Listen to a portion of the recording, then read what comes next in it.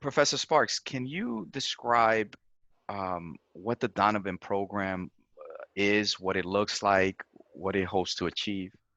Sure, Juan. I'm happy to do that. The Donovan program it was designed to be a 30-person cohort that basically does different teacher education programs depending on their educational interest in wanting to teach. So they can do early childhood, elementary education, secondary education, moderate special needs, or even severe special needs.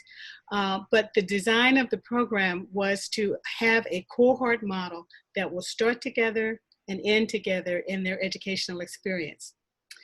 We call it a special program. So that they are admitted to their degree program in the Lynch School, and then they also are admitted to the special program for the Donovan program. Donovan has its own curriculum, and the curriculum for the Donovan program includes a weekly or biweekly workshop that they do on issues related to cultural competence of the urban environment. So they're talking about institutional systems, they're talking about culture, they're talking about families, they're talking about relationships between the parents and the schools that are all part of an urban environment. So the director of the Donovan program runs those webinars. Well, now there were webinars online, but they ran them in person in the past. And they create a sense of cohort because all of the Donovan students take a few of the required courses that are consistent across the different programs as a cohort.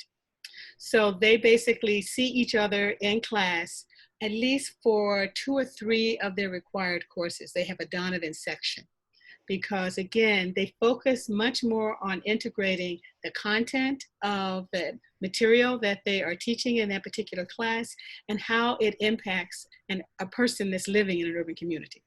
So they do a cultural context for the material that they're learning along with these extra workshops. So they become, which any Donovan alum can tell you, they become a very tight cohort.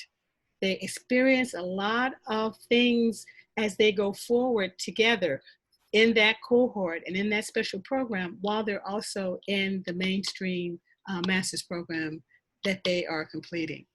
So it's a special program on top of their master's program and requires additional time and Yeah. energy to go into specialized placements. So their pre-practicum experience is the same as their practicum experience. They work with an experienced urban teacher. They have a clinical supervisor that works only with the Donovan students. So they have some specialty parts of their degree program that are based on being in that special cohort. So that's the unique nature of the Donovan program, in addition to the funding for the Donovan program. So they're Mhm. guaranteed at least 50% of their tuition is covered by the endowment that is a part of the Donovan program. And then we've been fortunate enough to have philanthropists that endowed a stipend, the Sharp stipend, so that not all of the students have one because it wasn't enough money for that to happen, but I think now they're up to 15 students in the cohort will have a $20,000 or $10,000 Sharp stipend on top of the 50% of their tuition cover. So they have a special funding package as well as this kind of special program support that is additional training that's offered to them at no charge, but it's not anything for credit. And then they're in a credit-bearing degree program and in some special sections in some of their classes. That's awesome. Thank you for that response. And one final one, the importance of having low income, first generation, diverse students who then become teachers, having those individuals in the classroom has been well documented by research. The impact that it has not only in children who see themselves in the instructor, but also other children. Can you Yes, talk to me about the demographics of the program? sure. Because I've seen it over the years. So in the early years of the program, it was still the same structure, but the early years of the program would usually have 2 or 3 students of color. Sometimes they were first generation graduate students, sometimes not, because some of them had parents that had graduate degrees, even though they were students of color. So in the earlier years, there were white students that were committed to urban education, and they tended to be the majority of the student population. And then over the years, that shifted. And the recruitment for first generation students of color became more focused as the director got to be more established in the program. She did a lot of her own recruiting. Catherine did a lot of her own recruitment. She went along with our admissions team, because I was in the admissions office. She went along with the admissions team for some of the sites, but she also did a lot of recruitment on her own. And so she basically had a network that she used to recruit from. So the recruitment got to be much more successful at recruiting first generation students of color into the program to become urban teachers. So the demographics have shifted over time.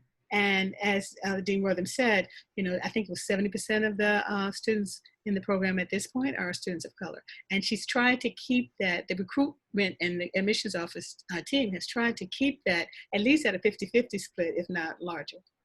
So that, and our success at recruiting and retaining students of color is basically financial. But students have made a commitment when they accept us, because there are other programs across the country that provide more financial support for students coming into those urban education programs. They vary depending on the university, but they all have packages that are funding packages. And we've tried to boost the funding that we're able to offer students so that we can recruit even a larger group.